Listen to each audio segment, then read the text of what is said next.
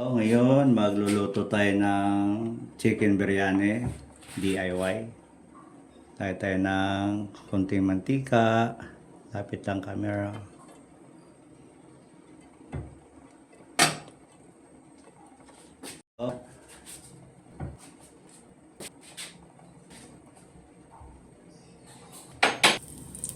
Lagyan natin ating sibuyas. Unahin natin sibuyas.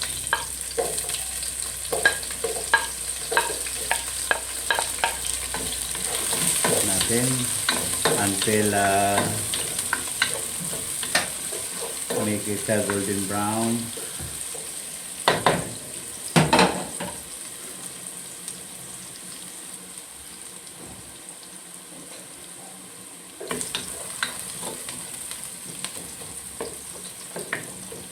Papasarap din isa sa biryani. So guys, ito ay Filipino version ng biryani. DIY natin ito. Pinas kasi hindi naman talaga although mayroon sa ibang bayan may mga tinda ng mga mint powder pagka nag-biryani. Pero anyway, gawa na lang tayo ng paraan. Ay try lang natin kung ano ang magiging lasa nito.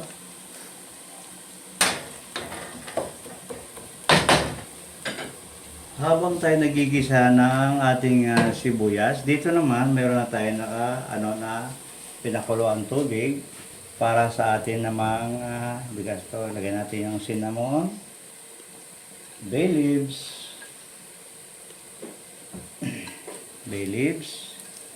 mga 5 dahon, at saka hahaluin natin ng cloves. Dahil dito sa Pilipinas kasi kulang ng tinatawag na tawag na cumin seeds, wala. So yan lang ang ilalagay natin. At maglalagay din tayo ng asin, 1 kutsara. Lagyan din natin siya ng olive oil. Tiklang.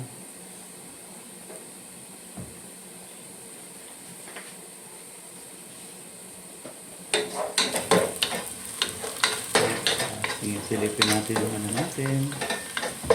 Sibuyas. Yun, nagbabrown na siya.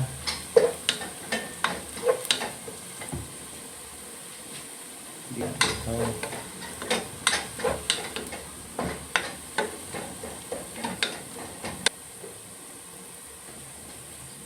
Pwede na tayong magbawas tayo dito ng kakaperangkot na para pang paibabaw natin sa biryani ice mamaya. Yun. Yung kamatis. Busin natin itong kamatis para masarap.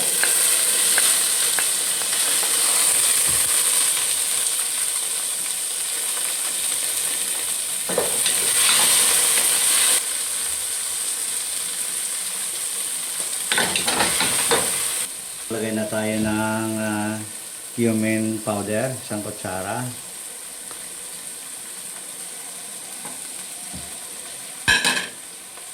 Maglagay din tayo turmeric. Huwag natin damihan kasi medyo makulay talaga to.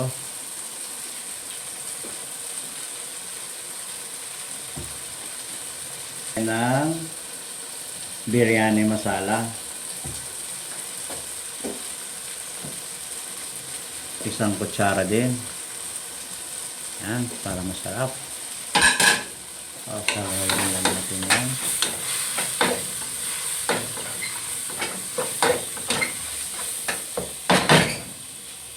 At maglalagay din tayo ng ginger paste.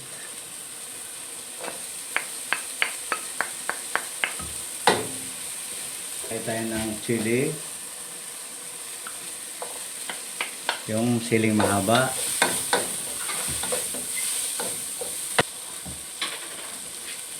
Maglagay tayo ng garlic paste. Yan. Kunti lang.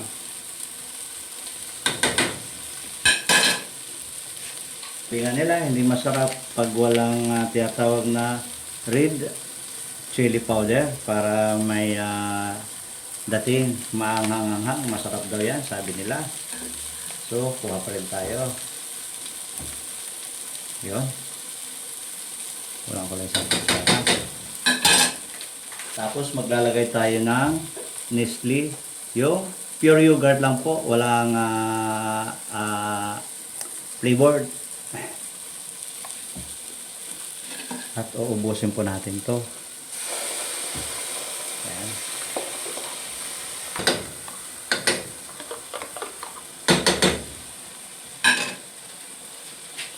At lagyan din natin ng kalahati pa.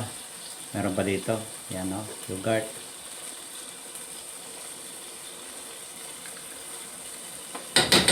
Haluin natin. Ayan na. Wow guys! At ilagay na natin ang ating, dahil wala tayong ano dito, ang ginawa ko, sarili ko lang celery dahil wala tayong parsley dito. Yan. Kalahati. Igisa natin yan, no? Para masarap.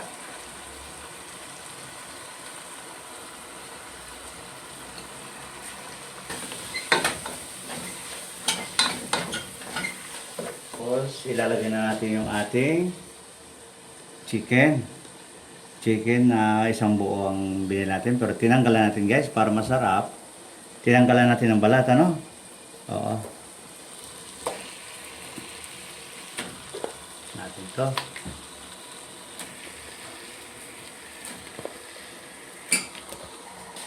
Sabang yung isa natin, halo-haloin natin.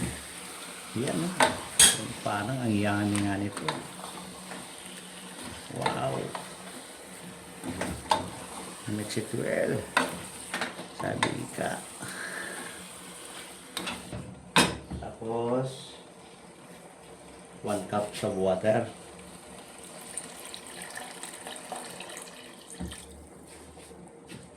At huwag natin kalimutan na maglagay tayo ng iodized salt. Isang ganito.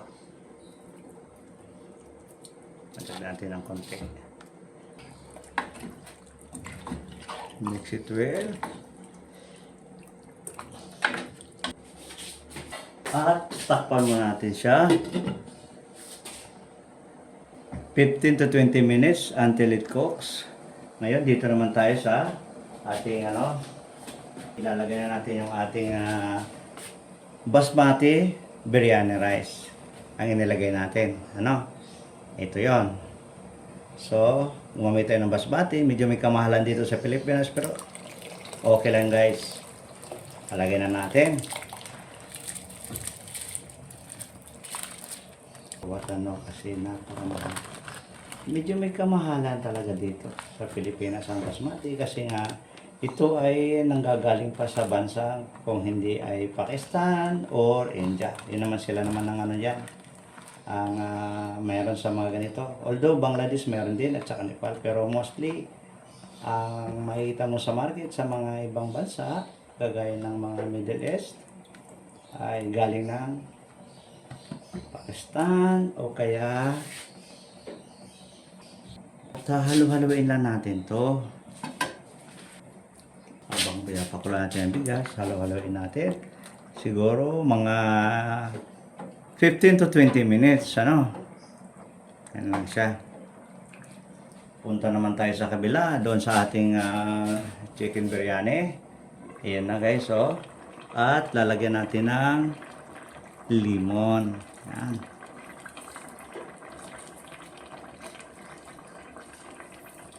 Limon na yan. Sasaluin natin ulit.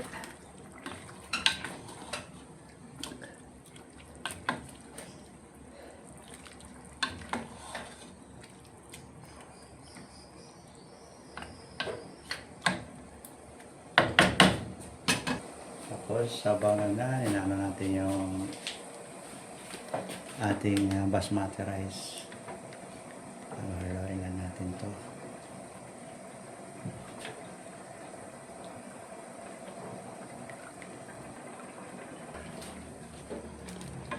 Yan, parang yan na ito. Pan natin kung ano lasa nito.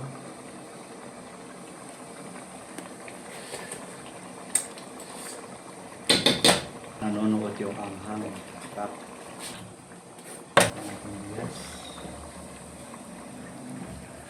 Sa bigas pala, pag ano ka ng biryani, huwag mong didiretso kagaya ng ginagawa ng iba na kasama ng tubig habang pinapakulong kasi may tendency siyang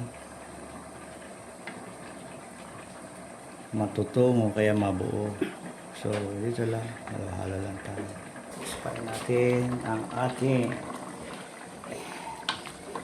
malalaki ang hiwa ng manok pero okay yan, goods yan. Tapos, dahil yan kumukulo na siya, ano? Lalagyan natin ng konting suka, vinegar, para hindi siya madali mapanis.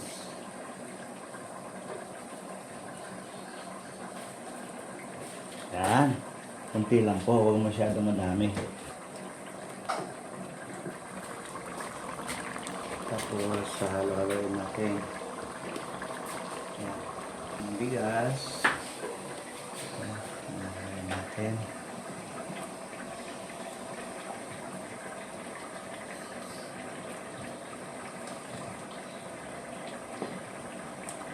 So, after 20 minutes, i-off na natin to.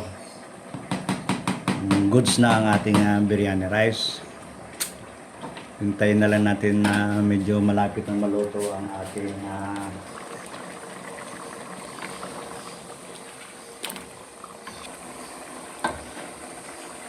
medyo tayo. Baka malug ating biryani.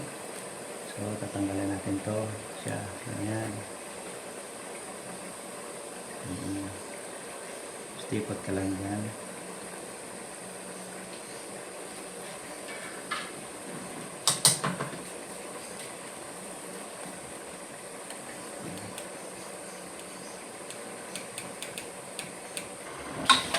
Kaya tayo maglagay ng ating biryani.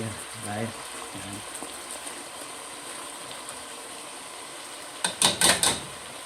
We can put it here. The chicken.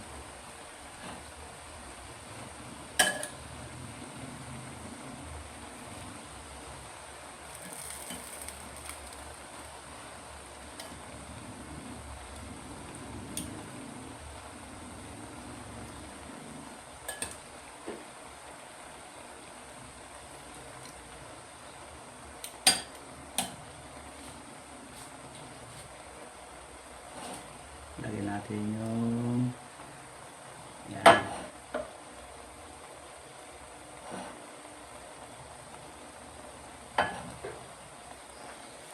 Babawan natin ng biryani rice.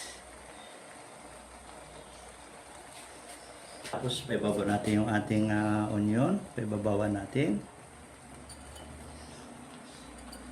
Na?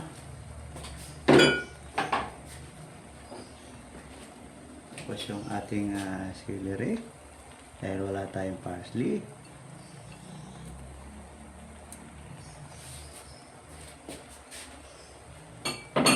At lagyan ng konting olive oil.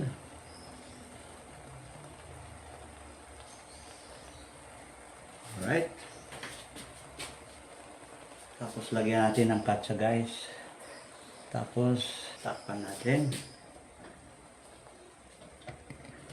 So, 15 to 20 minutes with medium heat. So, ayan na po yung ating finished product na biryani. Tapos, meron kang nakahandang ano dyan. Pineapple juice. Tapos, tara. Lantakan na natin ito nang matikman natin. Tapos mana natin to. Tapos meron tayo dito nakahanda na yogurt. Hinalawan ko yan ng sterilized milk. Tapos ito siya yung pangontra pagka super anghang ang biryani. So, plato na lang ang kulang nito at kakain na tayo. Ganun lang po ang ating napakasimple lang ang paggawa ng biryani, chicken biryani. Tikman na natin to kung ano ba ang magiging lasa. Unahin natin dito sa may hita.